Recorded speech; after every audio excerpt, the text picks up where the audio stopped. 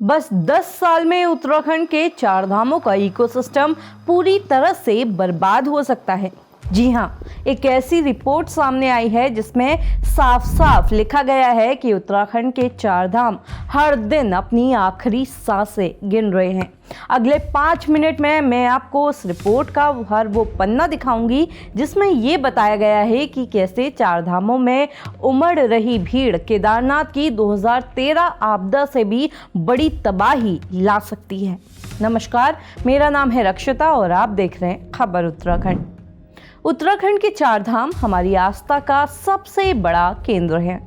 हर कोई अपनी जिंदगी में एक न एक बार तो बाबा केदार, बद्री विशाल, माँ गंगा और यमुना के दर्शन करना चाहता है, लेकिन यहाँ तक पहुँचना जैसे जैसे आसान होता जा रहा है वैसे वैसे घंटों लंबा ट्रैफिक जैम, धक्का मुक्की वाली लाइनें, चारों तरफ भर भर कर भीड़ भड़ाका ही देखने मिल रहा है। अब आप सोचेंगे कि तो क्या हो गया, अब भगवान का घर है तो भीड़ तो होना लाजमी है। लेकिन आपको बता दें कि वैज्ञानिकों की भाषा में ये सिर्फ एक भीड़ नहीं है, चार धाम में ओवरलोड है। और बात सिर्फ ट्रैफिक जाम या फिर कचरे की नहीं है, कुछ और है जो इससे भी कहीं ज़्यादा डरावना है। और इसका खुलासा किया है उत्तराखंड के वैज्ञानिकों ने। दरअसल हाल ही में जीबी पंत राष्ट्रीय हिमालयी पर्यावरण संस्थान और भरसार यूनिवर्सिटी के वैज्ञानिकों ने मिलकर एक स्टडी की। और ये कोई छोटी मोटी स्टडी नहीं थी, बल्कि पूरे 23 साल के डेटा का विश्लेषण था। इस टीम ने साल 2000 से लेकर 2023 तक हर साल का आंकड़ा खंगाला। फिर चाहे वो मौसम हो, ज़मीन की बनावट हो, पानी की उपलब्धता हो, सड़कें, होटल, हर चीज़ को नापा तोला गया। और इस 23 साल के डेटा को एनालाइज करने के बाद इन वैज्ञानिकों ने पहली बार उत्तराखंड के चार धामों की वहन क्षमता यानी कि कैरिंग कैपेसिटी तय की।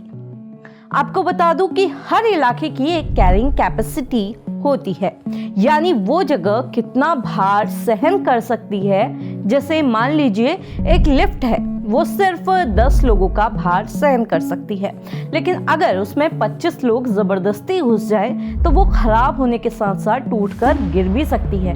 सेम ऐसा ही उत्तराखंड के इन चार धामों के साथ भी हो रहा है। देखिए, उत्तराखंड हिमालय की रेंज में है और हिमालय सबसे ज्यादा नाजुक और यंग है, ये बात तो हम सभी जानते हैं। यहाँ पर हर इलाके की एक कैरिंग कैपेसिटी है। रिपोर्ट के मुताबिक बद्रीनाथ धाम एक दिन में सिर्फ 15,778 श्रद्धालु ही संभाल सकता है।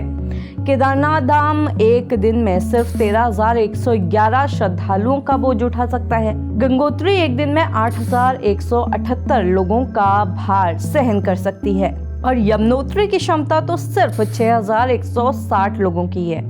अब जो मैं आपको बताने वाली हूँ उसे सुनकर आप चौंक जाएंगे, क्योंकि रिपोर्ट में जो नंबर बताए गए हैं और असल में जितने लोग इन धामों में पहुँच रहे हैं रोज, उनमें जमीन आसमान का फर्क है और इसे हम लगातार इग्नोर कर रहे हैं। बीते कुछ सालों में इन धामों में एक दिन में 25 से 30 हजार लोग पहुंच रहे हैं।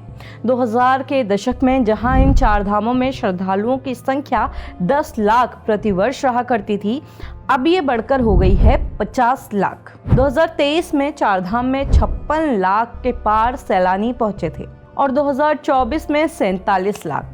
इससे हमारी आर्थिकी ज़रूर बढ़ रही है, लेकिन उतना ही नुकसान हमारे पर्यावरण को भी हो रहा है। और अगर ऐसा ही चलता रहा तो वो दिन दूर नहीं है जब हिमालय का पूरा इकोसिस्टम जो है वो बिगड़ जाएगा। यहाँ पानी की किल्लत होगी, प्रकृति जो संसाधन है यहाँ पर प्राकृतिक, उन पर ज़्यादा दबाव पड़ेगा, कचरे और प्रदूषण में इजाफा होगा और साथ ही इसका जो प्रबंधन है उसमें भी बड़ी समस्या आएगी। वनस्पतियों को नुकसान और भूमि कटाव भी बढ़ेगा इससे। इन सभी के साथ उत्तराखंड में भूस्खलन के साथ ही केदारनाथ जैसी बड़ी प्राकृतिक आपदा भी आ सकती है।